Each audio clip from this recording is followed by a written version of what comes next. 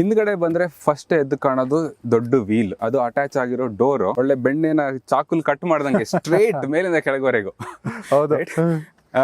So ಆ ಒಂಥರ butch square look absolutely continued ಹಿಂದ್ಗಡೆ ಕೂಡ. ಜೊತೆಗೆ tail lamps, square tail lamps. ಈ ಒರಿಜಿನಲ್ ಡಿಫೆಂಡರ್ದು ಸಿಂಪಲ್ ಆಗಿತ್ತು, ಅದರಲ್ಲಿ ಸ್ಕ್ವೇರ್ ಟೈಲ್ ಲ್ಯಾಂಪ್ಸ್, ಅದನ್ನ ಇಂಪ್ರೂವ್ ಮಾಡಿ LED ಟೈಲ್ ಲ್ಯಾಂಪ್ಸ್ ಇದೆ. ಬಹಳ ಚೆನ್ನಾಗಿ ಕಾಣುತ್ತೆ, ಸಿಂಪಲ್ ಆಗಿದೆ, ಎಲಿಗೆಂಟ್ ಆಗಿದೆ, ಬಟ್ ಎಕ್ಸ್ಟ್ರೀಮ್ಲಿ ಗುಡ್. ಜೊತೆಗೆ ಈ ಇಂಡಿಕೇಟರ್ಸ್ ಕೂಡ ಇದ್ರ ಒಳಗಡೆ ಇಂಟಿಗ್ರೇಟ್ ಆಗಿದೆ, ಟೈಲ್ ಲೈಟ್ಸ್ ಒಳಗಡೆ. ತುಂಬಾ ಚೆನ್ನಾಗಿ ಕಾಣುತ್ತೆ, ಎಸ್ಪೆಷಲಿ ರಾತ್ರಿ ಹೊತ್ತು ಈ ಗ್ಲೋಯಿಂಗ್ ಎಫೆಕ್ಟ್ ಇದೆ ಬ್ರೇಕ್ ಲೈಟ್ಸ್ಗೆ, ಅದು ಬಹಳ ಚೆನ್ನಾಗಿ ಕಾಣುತ್ತೆ. ಡಿಸೈನ್ ಇನ್ನೂ ಮಾತಾಡ್ಬೇಕಂದ್ರೆ ಕೆಳಗಡೆ ಈ ಸ್ಕಿಡ್ ಪ್ಲೇಟ್, ಅದೇ ಬ್ಲ್ಯಾಕ್ ಥೀಮ್ ಇದರಲ್ಲಿ ಈ ಗಾಡಿಲಿ ಕಂಟಿನ್ಯೂ ಆಗಿದೆ. ಬೇಸ್ ಕಾರಲ್ಲಿ ಸಿಲ್ವರ್ ಕಲರ್ ಅಲ್ಲೇ ಬರುತ್ತೆ. ಅಂಡ್ ಮೇಲ್ಗಡೆ ಶಾರ್ಕ್ ಫಿನ್ ಆಂಟೆನಾ ಬರುತ್ತೆ, ಜೊತೆಗೆ there is an integrated camera ಕೂಡ ಅದ್ರ ಒಳಗಡೆ. ಅದ್ರ ಯುಟಿಲಿಟಿ ಒಳಗಡೆ ಹೋದಾಗ ಮಾತಾಡೋಣ.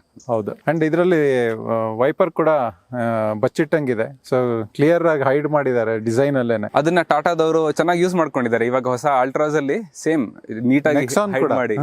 ಎಕ್ಸಾಕ್ಟ್ಲಿ. ಓಪನ್ ಮಾಡಿ ನೋಡೋಣ.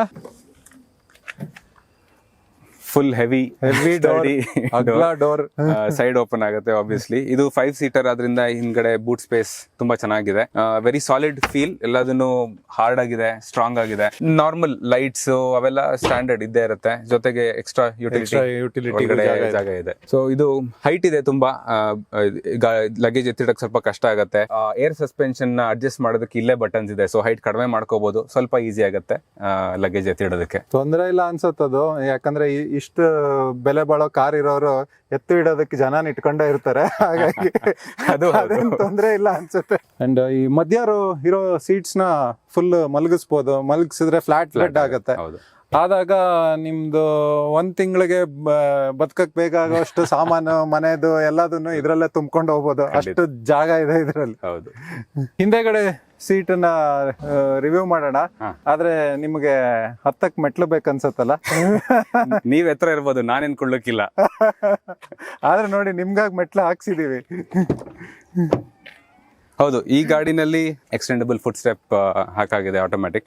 ಬಟ್ ಇಲ್ಲ ಅಂದ್ರೆ ಹೌದು, ಹತ್ತೋದಕ್ಕೆ ಕಷ್ಟ. ನಾರ್ಮಲ್ ಹೈಟ್ ನವರಿಗೆ ಸ್ವಲ್ಪ ಕಷ್ಟನೇ ಇದೆ, ತುಂಬಾ ಎತ್ತರ ಇದೆ.